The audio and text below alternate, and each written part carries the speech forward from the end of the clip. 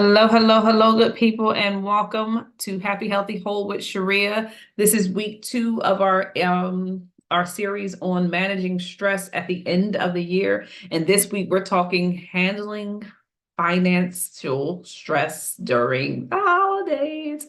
So this is a crucial one for many reasons, but let's just be real. During the holidays, forgive me, if you haven't already, like and subscribe and share if you'd like.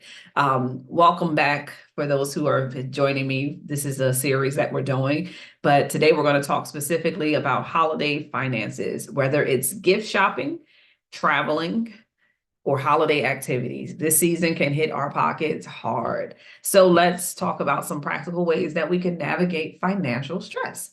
The first thing is honestly, set a budget. Really, when we think about a holiday budget, it might look different than our regular monthly budget, but start by setting a clear budget for what you can afford to do over the holidays. Break down your spending into categories like gifts, food, travel, activities, all the things that you know that you're going to do during the holidays. Stick to that budget and allow yourself the freedom to be flexible and even creating a flexible saving area within that spending or within that budget.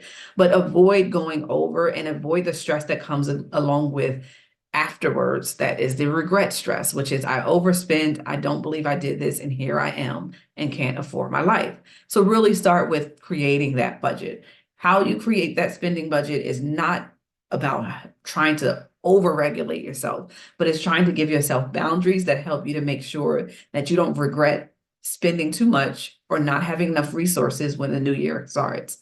Next, think about smart shopping. Shop smart and plan ahead.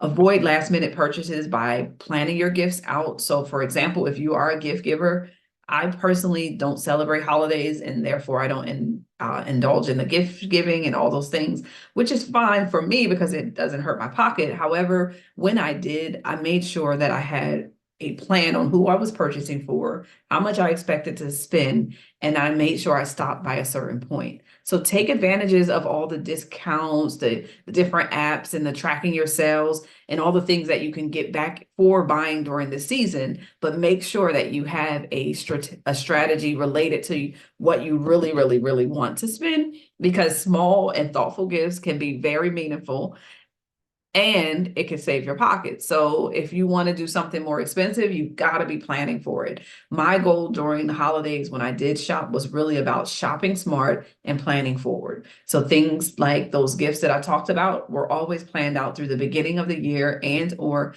very thoughtful gifts related to my crafts and activities that I enjoy doing personally for self-care, but also can help other people smell good, feel good, and look good, versus me trying to spend $1 billion on a bunch of different things that people will use for less than 30 days to 60 days of the year. So think about really what could be a quality opportunity to plan out and plan ahead. The last tip is limit social events if needed. Not all of us want to go to a million different holiday gatherings or holiday parties or holiday opportunities.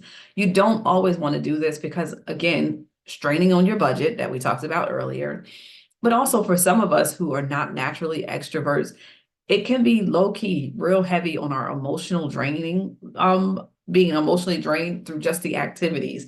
And so for me, choosing key events and key opportunities to connect and be around family or friends is about really, again, going back to that second one, planning, but at the same time acknowledging that you can't do it all, that your finances can't do it all, as well as your mental health can't do it all. So make sure you're grounded in understanding what your budget is related to this season, what you actually are going to plan forward with related to your plans and your smart shopping, and then limiting your actual events in which you are willing to participate in, because you do have the right to say, this is too much.